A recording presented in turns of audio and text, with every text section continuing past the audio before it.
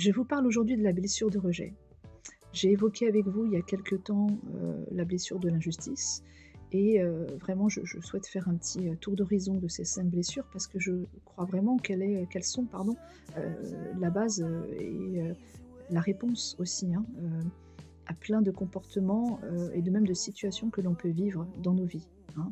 Des choses qui se rejouent comme ça, qui sont liées à ces blessures et on se dit: «Mais mince, pourquoi je revis toujours le rejet? Pourquoi je revis toujours l'injustice? Qu'est-ce qui se passe?» Donc voilà, ça c'est un autre travail aussi, hein, d'analyse, mais je voudrais vous permettre d'identifier, hein, et de vous dire: «Ah oui, ça effectivement, bah, ça me ressemble bien» ou alors, «Ah oui, bah, mon conjoint ou mon papa, peu importe, mon enfant». La blessure de rejet correspond pour celui qui en souffre à se sentir repoussé, rejeté, méprisé, mis à l'écart dans ses relations familiales et pas que, hein, amoureuses, sociales ou professionnelles. Tout le monde peut souffrir de rejet dans sa vie, hein, voilà. Hem, Ce sentiment peut être plus ou moins fort selon la profondeur de la blessure, l'âge de la personne, son caractère, sa situation sociale, sa sensibilité, son histoire et les moments de sa vie. Plus une personne vivra des situations de rejet, plus la blessure sera renforcée, elle pu puis non pardon, je recommence. Désolée, le petit bug, voilà. Enfin bien, il en faut bien un, hein, par vidéo, sinon c'est pas drôle. Plus une personne vivra des situations de rejet, plus la blessure sera renforcée, plus elle sera vive. Voilà, hein, effectivement, hein, quand on vient appuyer toujours, au même endroit, là où ça fait mal, heu, ça risque pas de s'apaiser, au contraire, ça va venir renforcer. Quand s'éveille-t-elle? Alors là, je revois un petit peu ma copie sur tout ça parce que hem, je me dis qu'en fait, au cours d'une vie, hein, oui, bien sûr que de toute façon, pour moi, ce qu'il y a de certain, c'est que, heu tout ça se joue beaucoup dans l'enfance. Après, j'ai donné un exemple, un enfant peut être bien traité par ses parents de 0 à 10 ans, par exemple, hein, et vivre à 10 ans une situation de rejet par son père ou sa mère, hein, qui va le traumatiser, hein, voilà. Pareil par rapport aux parents, je suis pas sûre que cela soit juste en rapport avec le parent du même sexe, hein. Voilà, mais ce n'est que mon avis. Ça, je remets un tout petit peu, hem, en question, hein, en question ces histoires d'âge, tout ça, parce que, Heu, pour moi, voilà, on peut vivre des situations, heu, compliquées après 1 an et voilà, comme je vous le disais là, voilà, être très bien traité, enfin voilà, que tout se passe très bien de 0 à 5 ans, de 0 à 10 ans, puis d'un seul coup, il se passe une situation, quelque chose qui fait mal et puis, bah, là, à partir de là, voilà, la blessure de rejet ou peu importe laquelle, va s'activer, hein. Alors, cette émotion peut être tout à fait inconsciente aussi, hein, c'est-à-dire se sentir rejeté. Cela ne signifie pas forcément que le parent a réellement rejeté l'enfant. Cependant, l'enfant l'a ressenti comme tel. Alors, le masque, vous savez que dans les blessures, hein, les blessures de l'âme, il y a toujours un masque porté, par celui heu, qui vit et qui subit, une blessure, hein, d'accord? Une blessure, de l'âme. Dans le cas d'une blessure, de la blessure de rejet, le masque porté dans la blessure de rejet, c'est celui du fuyant, hein, voilà.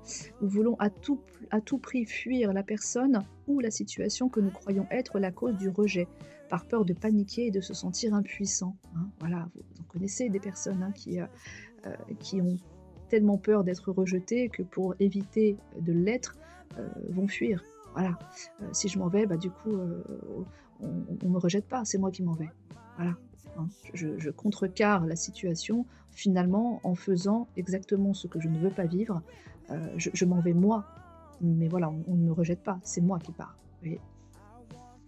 Nous pouvons aussi rencontrer des difficultés sexuelles, dans cette blessure de rejet, il en est question. Se croire sans valeur aussi. Nous pouvons penser que nous ne sommes pas assez importants et de ce fait, nous avons du mal à prendre notre place dans le monde. La solitude est volontairement recherchée par peur d'être rejeté et tous les moyens sont bons pour fuir les situations douloureuses. Donc des relations aussi sentimentales parfois compliquées, hein. Pour quelqu'un qui fuit, sans arrêt, voilà, quand il y a quelqu'un dans son cœur, bon, bah, il aura tendance toujours à avoir peur d'être, quitté, hein, par, la personne qu'il aime ou qu'elle aime. Donc du coup, bah, voilà, ça va faire des personnes qui vont pas être très présentes, qui vont pas se dévoiler, qui vont pas dire ce qu'ils ont dans le cœur. Quand on vit la blessure de rejet, nous pouvons avoir du mal à nous investir dans une relation, voilà, vous nous attacher, c'est ce que je viens de vous dire, hein, voilà. Faut pas, voilà, faut pas souffrir de rejet, bah, je m'attache à personne et puis je reste seule. Comme ça, c'est sûr que je ne serai rejetée par personne, voilà. On fuit également à tout prix la confrontation et toutes les situations où il y a un risque de rejet. La personne qui ressent cette blessure est discrète. Elle n'ose que rarement exprimer son opinion et prend toutes les remarques à cœur. Si elle a l'impression d'être en danger, elle préfère donc prendre la fuite plutôt que d'affronter l'obstacle. C'est en général un véritable cercle vicieux puisque cette attitude engendre encore plus de rejet de la part de son entourage. Alors, comment guérir de la blessure de rejet? Alors, il faudra certainement plus de choses, hein, que ce que je suis en train de vous dire. Tout va dépendre, de la personne. Il faut adapter, tout ça aussi en fonction de soi, hein. Mais voilà, ce sont des pistes encore une fois. Alors, nous alimentons cette blessure à chaque fois que nous nous dévalorisons. Lorsque nous lorsque nous nous traitons de nuls, de bons à rien, d'imposteurs, mais également à chaque fois que nous fuyons devant une situation. Le premier pas vers la guérison de cette blessure est déjà de se rendre compte de chaque moment où nous avons ces comportements. Voilà. Plutôt que de se dire, «Je suis nul», voilà, tous les enfin, toutes les phrases, tout ce qu'on pourrait bien se dire de dévalorisant, déjà, repérons, les moments, où l'on fait ça. Identifions ces moments-là pour se dire: «Ah ouais, là, je me fais pas du bien, hein, je suis en train de me considérer comme, incapable, pas assez ci, pas assez ça». Bon, là, c'est moi-même que je suis en train de rejeter, hein, parce que c'est ça, hein, le rejet aussi, c'est envers soi et tous ces comportements-là, «Oui, je suis pas légitime, oui, je suis pas assez comme ci, je suis pas assez comme ça». Là, ce que je vous dis, hein, on se traite de nul, de bon à rien. C'est déjà du rejet, mais envers soi, là, d'accord? Donc c'est ça, le rejet se joue, vraiment à tout point de vue, hein, et ça commence, bien souvent par soi, voilà. Hem, Puis dans un second temps, il est important d'accueillir cette blessure et de se pardonner. Pardonner ce qu'on a pu faire ou ne pas faire, pardonner nos erreurs, hein, nos dites erreurs, hein, nos expériences, on va dire, voilà, plutôt que ouais, voilà, bon allez, nos erreurs, on va mettre le mot quand même, mais moi, je mets des nuances avec tout ça quand même, hein. Donc pardonner nos erreurs pour ensuite pouvoir pardonner aux autres les attitudes de rejet qu'ils ont pu avoir à notre égard. Se poser les questions, quoi. OK, d'accord, j'ai été rejetée pour ça, mais et voilà, qu'est-ce que j'ai fait moi, dans l'équation? Quelle a été mon attitude à moi? Est-ce que j'ai pas finalement amené ce rejet? Se remettre vraiment en en question, hein, quant à ces situations-là. Alors, l'exercice du miroir est un bon exercice à faire par rapport à l'estime de soi et éviter de se rejeter et de se dire toujours des choses, horribles. Face à votre miroir, vous vous regardez dans les yeux, mais vraiment dans les yeux, comme ça, et vous énumérez toutes vos réussites, vos qualités, ce dont vous êtes fier à tout point de vue. Faites-vous des compliments, hein, parce que ça, c'est déjà pour beaucoup très compliqué. Juste de se regarder dans le miroir et vraiment se regarder dans les yeux. Et oui, effectivement, de se faire un compliment. Félicitez-vous de vos victoires, de vos réussites, hein, voilà. Heu et si vous le faites régulièrement, ça va vraiment vous aider, hein, dans l'amour, dans l'estime de vous-même. Rendez-vous compte de ce que vous faites, de ce que vous faites de bien. Ne mettez pas sans arrêt le doigt sur ce que vous ne faites pas, ce que vous considérez faire mal. Là, vous allez continuer comment dire? À alimenter, à nourrir, ce côté, rejetant vis-à-vis de vous, hein. Donc voilà, il y a déjà cette technique-là qui est plutôt pas mal. Une autre voie de guérison est de cesser de fuir et d'affronter notre peur du rejet en face. Communication bienveillante. Heu et vous aurez élucidé on va dire le problème, ce qui vous fait du mal, vous l'aurez élucidé tout de suite. Plutôt que de repartir chez vous et de vous torturer, l'esprit, à vous dire: «Bah mince, j'ai l'impression que, ça va ruminer pendant je ne sais pas combien de temps et ça va pas faire quelque chose de bon». Non, dites, faites face à votre peur et parlez dans l'instant. Une fois que cette peur est consciente, nous pouvons nous comporter comme un parent bienveillant envers nous-mêmes, en observant cette peur, en lui envoyant de l'amour et en se posant la question: «Comment puis-je faire face?» Notre blessure de rejet est en voie de guérison lorsque nous prenons de plus en plus notre place, lorsque nous osons nous affirmer, que nous ne fuyons plus dès la moindre contrariété. Celui qui souffre de rejet, pour ne pas être rejeté, va souvent avoir tendance aussi à être d'accord avec tout, hein. Ah oui, oui, plutôt que de dire clairement ce qu'il pense, parce que des fois ce qu'il pense est à l'opposé de ce qui est dit, par une personne en face, bah, pour pas être rejeté, pour être accepté, pour être aimé encore une fois, et ben, il va préférer ouais, aller dans le sens de cette personne, mais sans pour autant être d'accord. Vous voyez? Donc là, non, vous avez tout à fait le droit de penser différemment, évidemment, enfin, je veux dire, tout ce qu'on peut bien entendre ne peut pas vous correspondre, tout ce que vous entendez ne peut pas forcément vous correspondre et c'est normal. Parce que vous avez un vécu différent, parce que vous avez une sensibilité différente, plein de choses, d'accord?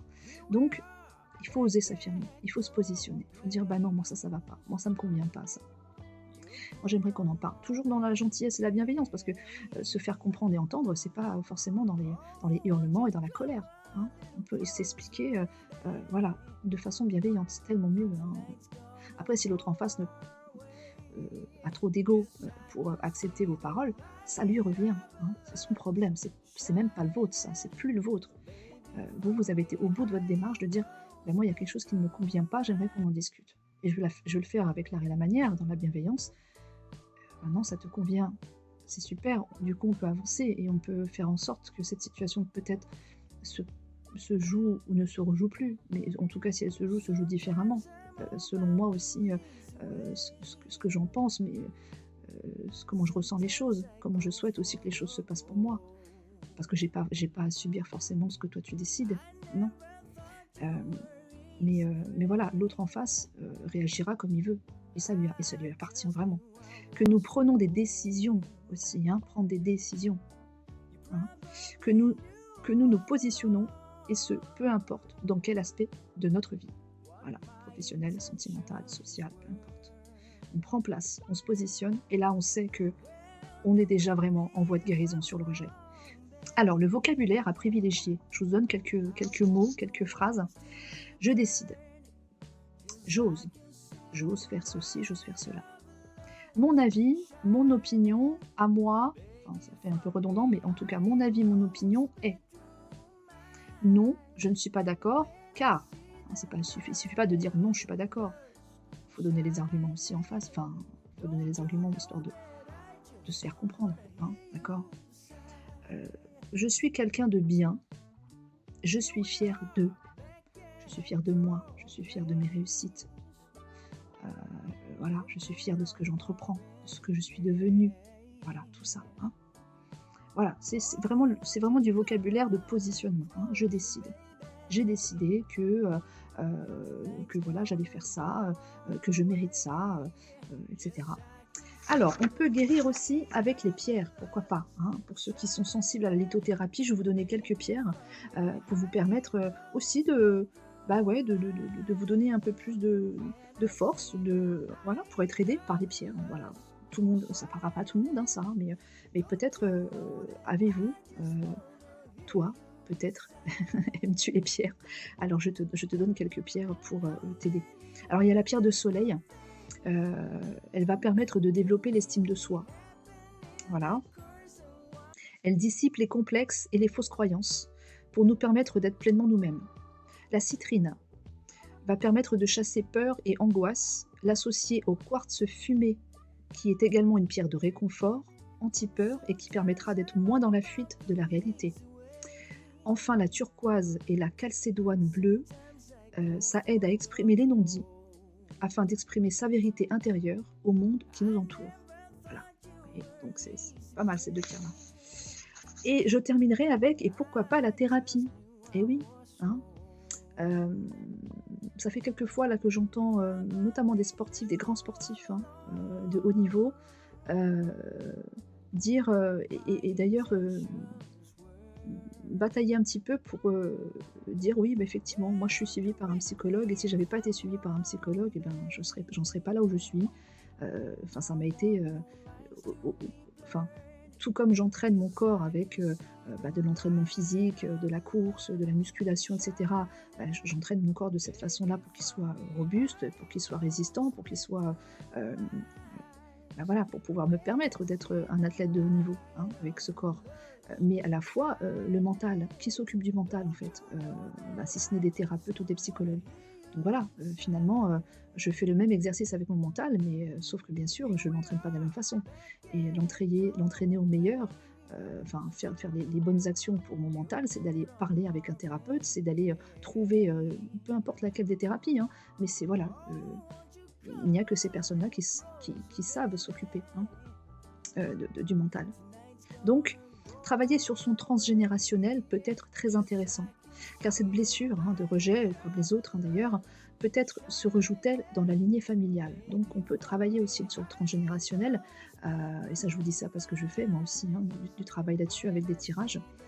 Heu et voilà, donc ça peut être une piste aussi, hein, en thérapie, d'aller regarder un peu dans le transgé, heu, qu'est-ce qui pourrait expliquer en fait, que cette blessure est là et qu'elle se rejoue au travers, ben, des âges et du temps, hein, pour nos aïeuls et cetera et puis jusqu'à nous. Travailler sur le karmique aussi, car peut-être que dans une autre vie, vous avez vous-même fait subir le rejet à quelqu'un, et dans cette incarnation, vous avez décidé de réparer cette situation. Voilà, ça peut être intéressant de regarder aussi ce qui se passe d'un point de vue karmique. Voilà, ça permet de comprendre, ça permet de se dire ah ok d'accord. Je vous dis pas le nombre de personnes à qui c'est arrivé ça quand je fais des tirages comme ça karmiques, même transgénérationnels. Alors après il y a l'hypnose régressive, la kinésiologie, les soins énergétiques. Voilà, tout ce qui vous parle et tout ce qui vous fait envie est à tester. Hein, vraiment, c'est à tester tout ça. Donc voilà, je termine sur ces quelques mots quant à la blessure de rejet. J'espère que ça vous aura parlé, ça vous aura donné quelques indications, quelques réponses, quelques pistes pour en guérir notamment, et puis pour voir où vous en êtes. Et puis ouais, jauger tout ça avec vous-même, mais pas que, avec les autres aussi, c'est important. Alors j'arrête là parce que ça fait une vidéo de 26 minutes quand même déjà. Je vous dis à très bientôt pour une prochaine vidéo sur une autre blessure. Je vous dis à très bientôt, prenez bien soin de vous et voilà, ciao ciao.